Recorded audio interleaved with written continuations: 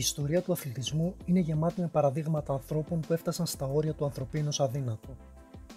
Υπάρχουν ιστορίες αθλητών που τα όρια μεταξύ της μυθοπλασίας και του πραγματικού είναι πραγματικά δυσδιάκριτα. Σε αυτό το επεισόδιο θα δούμε μια τέτοια ιστορία, πόσο υπερβολική και σας φανεί είναι η πραγματική ιστορία του τεράστιου Τσεχοσλοβάκου δρομέα Εμίλ Ζάτοπεκ, ενός από τους πιο αγαπητούς δρομείς στην ιστορία του στίβου. Ο αθλητής του λαού, όπως συνήθιζαν να το λένε, πριν μετονομαστεί μετά τα τεράστια επιτεύγματά του σε τσέχικη ατμομηχανή. Ας δούμε όμως από την αρχή. Ποιος ήταν ο Εμίλ Ζάτοπεκ?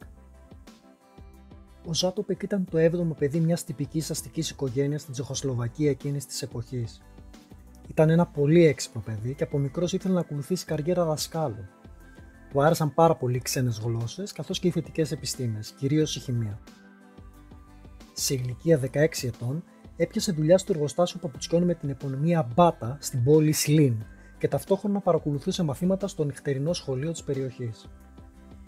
Ο ίδιος περιγράφοντας το πώς ξεκίνησε να ασχολείται με το τρέξιμο λέει: «Όταν ήμουν 18 ετών, μία μέρα ο προπονητής που είχαμε για να μας γυμνάζει στο εργοστάσιο, ο οποίος ήταν ένας πάρα πολύ αυστηρός άνθρωπος, διάλεξε 4 αγόρια μεταξύ των οποίων και εμένα, για να διαγωνιστούμε σε ένα αγώνα δρόμου όπου συμμετείχαν οι πιο ταλαντούχοι νεαροί αθλητές από ολόκληρη τη χώρα.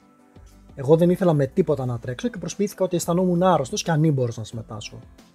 Ο προπονητής, ωστόσο, επειδή κατάλαβε ότι θέλω να τον κοροϊδέψω, με έστειλε απευθείας στο γιατρό του εργοστασίου, όπου και του έδωσε το OK να συμμετάσχω κανονικά σε αυτόν τον αγώνα. Εκείνη τη στιγμή θύμωσα πολύ. Ήμουν 18 ετών, δηλαδή ενήλικος, και νιώσα ότι κανείς δεν μπορούσε να αποφασίσει για εμένα. Εξάλλου ήταν αθλητές από όλη τη χώρα και δεν υπήρχε καθόλου χώρος για εμένα. Μην μπορώντας λοιπόν να το αποφύγω, ξεκίνησα στον αγώνα κανονικά. Στην εξέλιξη αυτού του αγώνα άρχισα να έχω ένα πρωτόγνωρο συναίσθημα ότι πρέπει να κερδίσω. Τελικά βγήκα δεύτερος. Και κάπως έτσι ξεκίνησαν όλα. Έτσι γράφτηκε στο τοπικό σωματείο και άρχισε να εφαρμόζει από την αρχή δικές του προπονητικές μεθόδους, βασιζόμενες στα όσα είχε διαβάσει για το θρυλικό Φιλανδό αθλητή Πάαβο Νούρμι, που ήταν και ο ήρωας των παιδικών του χρόνων.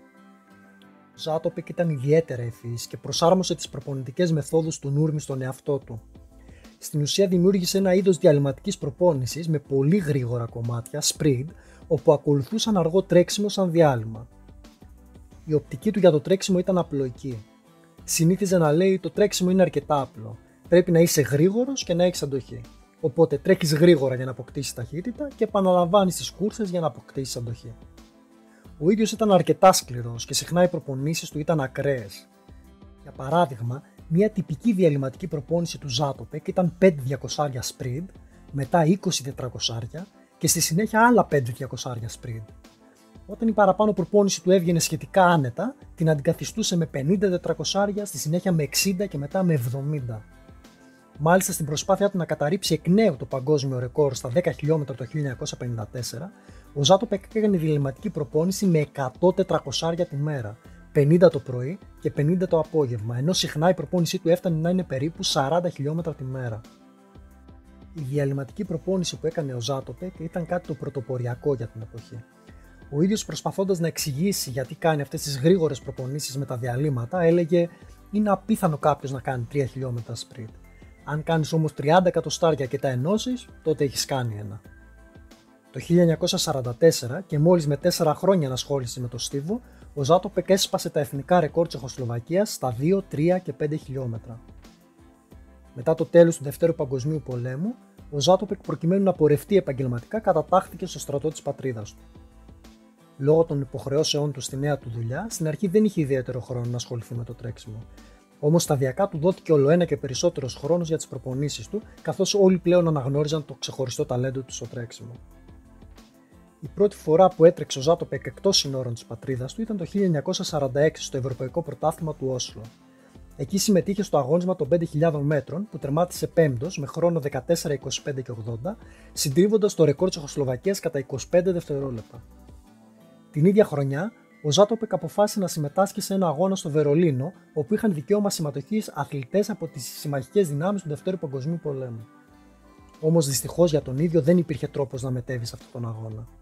Ο Ζάτοπεκ θεώρησε ότι αυτός ο αγώνας είναι πολύ σημαντικός για την προετοιμασία του για τους Ολυμπιακούς Αγώνες του Λονδίνου και έτσι πήρε την απόφαση να πάει στο Βερολίνο με το ποδήλατο.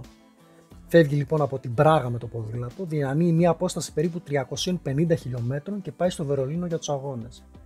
Μπαίνει λοιπόν στην κούρσα των 5 χιλιόμετρων και ξεκινάει τον αγώνα με sprint και συνέχισε με ένα πάρα πολύ γρήγορο ρυθμό. Το κοινό στο στάδιο άρχισε αυθόρμητα να γελάει και να κοροϊδεύει αυτόν τον άσημο τότε αθλητή με το περίεργο τρέξιμο. Η κούρσα εξελισσόταν και ο Ζάτοπεκ παρέμεινε πρώτος μέχρι το τέλος της κούρσας, κερδίζοντάς τη. Το κοινό πια δεν γελούσε, αλλά υπευθυμούσε τον Ζάτοπεκ.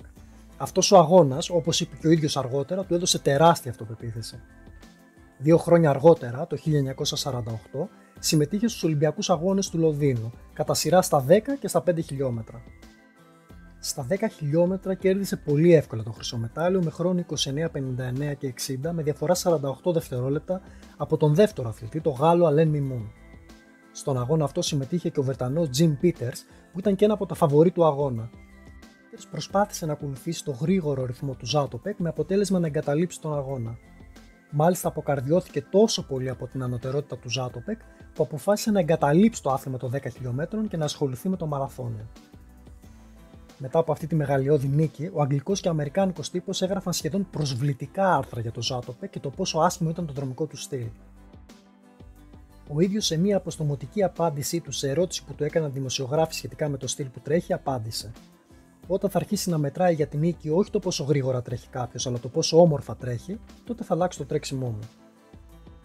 Στη συνέχεια, τα 5 χιλιόμετρα έγιναν κάτω από καταρρακτώδη βροχή, με τη λάσπη να κάνει τον αγώνα αρκετά αμφίροπο. Τελικά ο Ζάτοπεκ έχασε πάνω στον ύμα από τον Βέλγο αθλητή Γκαστόν Ρίβ και κέρδισε το αργυρό μετάλλιο. Σε αυτούς τους Ολυμπιακούς Αγώνες όμως ο Ζάτοπεκ κέρδισε παραπάνω από 2 μετάλλια, γιατί εκεί γνώρισε και τη μετέπειτα σύζυγό του, Ντάνα Ίγκροβα, μετέπειτα Ζατόπκοβα, αθλήτρια του κοντισμού, που κατέλαβε την 5η θέση σε αυτούς τους Ολυμπιακούς Αγώνες και το χρυσό μετάλλιο στην επόμενη Ολυμπιάδα στο Ελσίνκι το 1952. Την επόμενη χρονιά, το 1949, ο Ζάτοπεκ έσπασε το παγκόσμιο ρεκόρ στα 10 χιλιόμετρα που άνοικε στο Φιλανδό αθλητή Βίλιο Χέινο για μία πενταετία κατά περίπου 7 δευτερόλεπτα, κάνοντας 29 λεπτά, 28 δευτερόλεπτα και 20 εκατοστά. Η χαρά του Ζάτοπεκ κράτησε μόνο για 2 μήνες, καθώς ο Χέινο έγινε εκ νέου κάτοχος του παγκοσμίου ρεκόρ, καταρρίπτοντας το ρεκόρ του Ζάτοπεκ για 1 ακριβώς δευτερόλεπτο. 1,5 μήνα αργότερα, ο Ζάτοπεκ κατέρριψε ξανά το παγκόσμιο ρεκόρ του Χέινο κατά 6 δευτερόλεπτα αυτή τη φορά και στη συνέχεια μέσα στην επόμενη τετραετία βελτίωνε διαρκώς το δικό του πλέον παγκόσμιο ρεκόρ. Την 1η Ιουνίου του 1954, σε αγώνες που έγιναν στις Βρυξέλλες, ο Ζάτοπεκ έγινε ο πρώτος άνθρωπος στην ιστορία που έτρεξε τα 10 χιλιόμετρα σε λιγότερα από 29 λεπτά, πετυχαίνοντας 28 λεπτά, 54 δευτερόλεπτα και 20 εκατοστά. Στους Ολυμπιακούς Αγώνες στο Ελσίνκι το 1952, ο Εμίλ Ζάτοπεκ έγραψε με χρυσά γράμματα το όνομά του στην ιστορία του παγκόσμιου στίβου.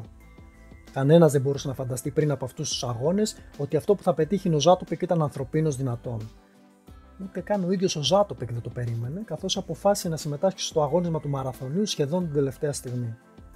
Πάμε όμως να δούμε τα πράγματα από την αρχή. Στο πρώτο χρονικά αγώνισμα που συμμετείχε ο Ζάτοπεκ ήταν τα 10 χιλιόμετρα στις 21 Ιουλίου.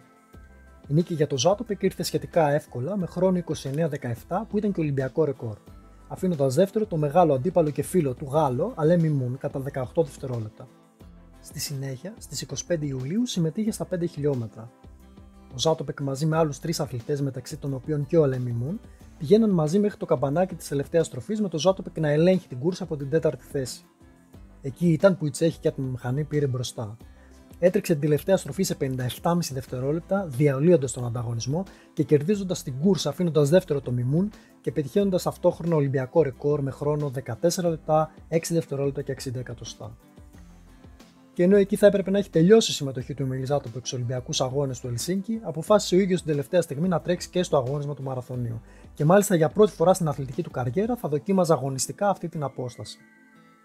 Μη έχοντας ιδέα πώς να τρέξει αυτό το αγώνισμα, αποφάσισε να ακολουθήσει τον καλύτερο αθλητή που συμμετείχε στους αγώνες, τον Βρετανό Jim Peters, που ήταν και ο κάτοχος του παγκοσμίου ρεκόρ και παλιός γνωστός από την προηγούμενη Ολυμπιάδα.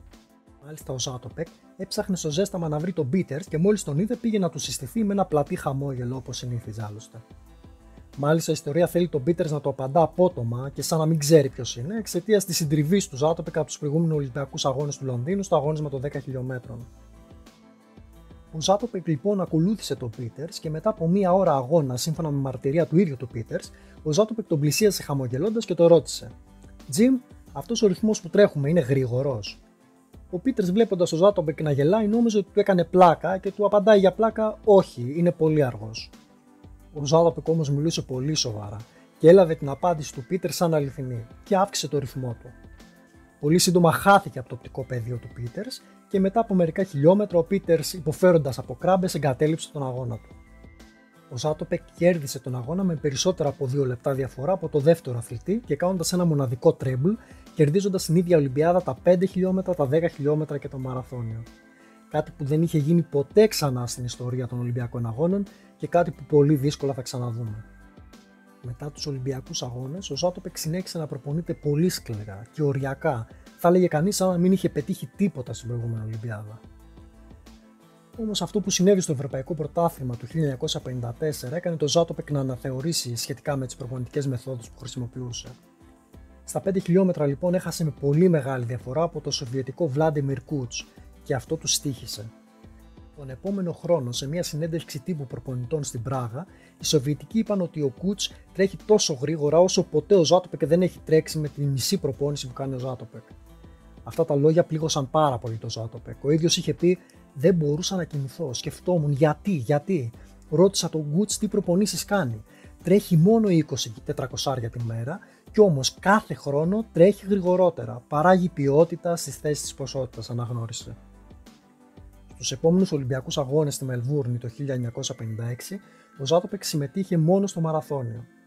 Η υψηλή όμως θερμοκρασία τον δυσκόλεψε πάρα πολύ και υπέφερε από κράμπες. Τελικά τερμάτισε έκτος και αυτό το πλασάρισμα τον οδήγησε και στο να αποχωρήσει από τους στίβους. Αξίζει εδώ να σημειωθεί ότι τον αγώνα αυτό κέρδισε ο μεγάλος αντίπαλος και πολύ καλός φίλος του Ζάτοπεκ, ο Αλέν Μιμούν. Ο Ζάτοπεκ ήταν ένας φοβερός αθλητής, με αυτό που τον έκανε ξεχωριστό ήταν ότι ήταν και ένας υπέροχος άνθρωπος. Όταν συναθλητές του ή αντίπαλοι του επισκεπτόταν την Πράγα, τους φιλοξενούσε και τους έκανε να αισθάνονται όσο το δυνατόν καλύτερα γίνεται. Ο ίδιος ήταν αρκετά ομιλητικός και διαχειτικός μέσα στις κούρσες του και πολλοί γι' αυτό το λόγο τον είχαν παρεξηγήσει. Επιπλέον ήταν ένας άνθρωπος που έλεγε πάντα ανοιχτά τη γνώμη του και χωρίς να νοιάζεται αν θα παρεξηγηθεί. Συγκεκριμένα μετά τη νίκη του στον Ολυμπιακό Μαραθώνιο του Ελσίνκι, όταν τον ρώτησαν πώς του φάνηκε ο μαραθώνιος σαν άθλημα, ο ίδιος απάντησε προς έκπληξη όλων πως είναι ένα πάρα πολύ βαρετό άθλημα. Για να καταλάβετε την νοοτροπία και τον τρόπο που αντιλαμβανόταν ο Ζάτοπεκ τον αθλητισμό, οι αντίπαλοι του στον Ολυμπιακό Μαραθώνιο του Ελσίνκι είχαν πει ότι ο Ζάτοπεκ καθ' όλη τη διάρκεια της προθέρμανσης φαινόταν ευτυχισμένος, χαμογελούσε διαρκώς και μιλούσε με όλους τους αθλητές. Ένα άλλο γεγονός που δείχνει το μεγαλείο αυτού του ανθρώπου συνέβη το 1968. Τότε ήταν που τον επισκέφτηκε ο Αυστραλός αθλητής Ρον Κλάρκ, ένας από τους καλύτερους δρομείς μεγάλων αποστάσεων και ο πρώτος αθλητής που έτρεξε τα 10 χιλιόμετρα σε λιγότερο από 28 λεπτά, με χρόνο 27 λεπτά 39 δευτερόλεπτα και 89 εκατοστά. Ο Κλάρκ δεν κατάφερε ποτέ στην αθλητική του καριέρα, ωστόσο, να κερδίσει ένα χρυσό Ολυμπιακό μετάλλιο, με καλύτερο πλασάρισμά του την τρίτη θέση και το χάλκινο μετάλλιο στους Ολυμπιακούς Αγώνες του Τόκιο το 1964. Το 1968 στην Ολυμπιάδα του Μεξικό και πηγαίνοντας εκεί ως το μεγάλο φαβόρι για το χρυσό μετάλλιο, δεν προσαρμόστηκε ποτέ στο μεγάλο υψόμετρο, με αποτέλεσμα να καταρρεύσει στη διάρκεια του αγώνα. Ο Κλάρκ θαύμαζε απεριόριστα τον Ζάτοπεκ και πηγαίνοντας στην Πράγα για να συμμετάσχει σε ένα meeting, βρήκε την ευκαιρία να περάσει λίγο χρόνο με το ίνδαλμά του. Ο Ζάτοπεκ, γνωστός για το πόσο φιλόξενος ήταν, τον ξενάγησε σε όλη την Πράγα και πέρασε με τον Κλάρκ σε μια πάρα πολύ όμορφη μέρα. Όταν ήρθε η ώρα να φύγει ο Κλάρκ, το συνόδευσε ως τις σκάλες του αεροπλάνου και λίγο πριν αρχίσει να ανεβαίνει τα σκαλοπάτια, ο Ζάτοπεκ του έδωσε ένα μικρό δέμα, του χαμογέλασε και έφυγε πριν προλάβει ο Κλάρκ να αντιδράσει. Όπως ανέβαινε ο Κλάρκ στο αεροπλάνο, είδε ένα σημείωμα στο κάτω μέρος του δέματος που έλεγε «Όχι λόγω φιλίας, αλλά επειδή το αξίζεις». Όταν άνοιξε το μικρό δέμα ο Κλάρκ, αντίκρισε το χρυσό Ολυμπιακό μετάλλιο του αγώνα των 10.000 μέτρων του Ελσίνκι. Ο Αυστραλός δεν μπορούσε να συγκρατήσει τα δάκρυά του. Μπήκε μέσα στην τουαλέτα του αεροπλάνου και άρχισε να κλαίει με λυγμούς. Αυτός ήταν ο Εμίλ Ζάτοπεκ. Ένας άνθρωπος που ήθελε να μοιράζει χαρά. Ένας άνθρωπος που αγαπούσε αγνά τον αθλητισμό και έδινε καθημερινά το 110% των δυνατοτήτων του για να ανακαλύψει τα όρια του. Ένας άνθρωπος που έμπαινε στους αγώνες με ένα πλατή χαμόγελο γιατί απλά έκανε αυτό που αγαπούσε. Αυτή ήταν η ιστορία του Εμίλ Ζάτοπεκ. Αν σας άρεσε, μπορείτε να κάνετε like καθώς και εγγραφή στο κανάλι μας. Γράψτε μας στα σχόλια. Με ποιο μεγάλο αθλητή θα θέλατε να ασχοληθούμε στο επόμενο επεισόδιο. Ήταν το κανάλι Running Intelligence και ως την επόμενη φορά, να είστε όλοι καλά.